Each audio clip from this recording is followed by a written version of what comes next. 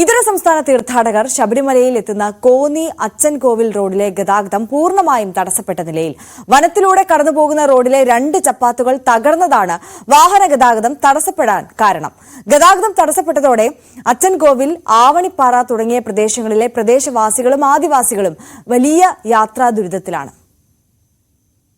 തമിഴ്നാട്ടിൽ നിന്നുള്ള തീർത്ഥാടകരാണ് പ്രധാനമായും കോന്നി, കല്ലേലി, അച്ചൻകോൽ കാനനപാതയെ ഏറെയും ആശ്രയിക്കുന്നത്. കാൽനടയാത്രക്കാർക്കും വാഹനയാത്രക്കാർക്കും ദീർഘദൂരം സഞ്ചരിക്കാതെ ശബരിമലയിൽ എത്താൻ കഴിയുന്ന പ്രധാന റോഡാണിത്. എന്നാൽ കനത്ത മഴയിൽ റോഡിലെ 2 ചപ്പാത്തുകൾ ഒലിച്ചുപോയതോടെ ഗതാഗതം പൂർണ്ണമായും തടസ്സപ്പെട്ട നിലയിലാണ്.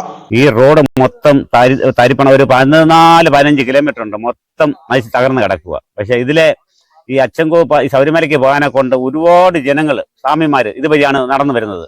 അലിമുക്ക് വഴിയൊക്കെ ഒരുപാട് ദൂരെ കൊണ്ട് ഇതുവഴി ഒരുപാട് എളുപ്പമാണ്. എല്ലാം ഇതുവഴി നല്ല വെള്ളവും ഒക്കെ സൗകര്യവും അനുസരിച്ച് കുടിച്ച് വറക്കി വരാനൊക്കെ സൗകര്യമുണ്ട്. പക്ഷെ റോഡെല്ലാം തകർന്ന് കിടക്കുന്ന കാരണം വണ്ടികളൊന്നും വരത്തില്ല.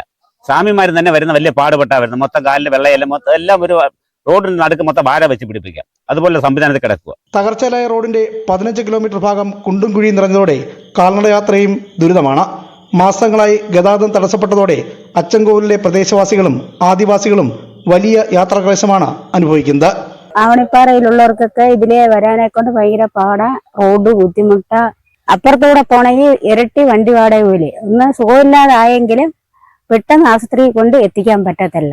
പുതിയ ചപ്പാത്തും പാലങ്ങളും നിർമ്മിച്ച് റോഡ് സഞ്ചാരയോഗ്യമാക്കാൻ 25 കോടിയുടെ എസ്റ്റിമേറ്റ് തയ്യാറാക്കി കിഫ്ബിക്ക് നൽകിയിട്ടുണ്ടെങ്കിലും നടപടികൾ മാത്രം ഇനിയും ഉണ്ടായിട്ടില്ല.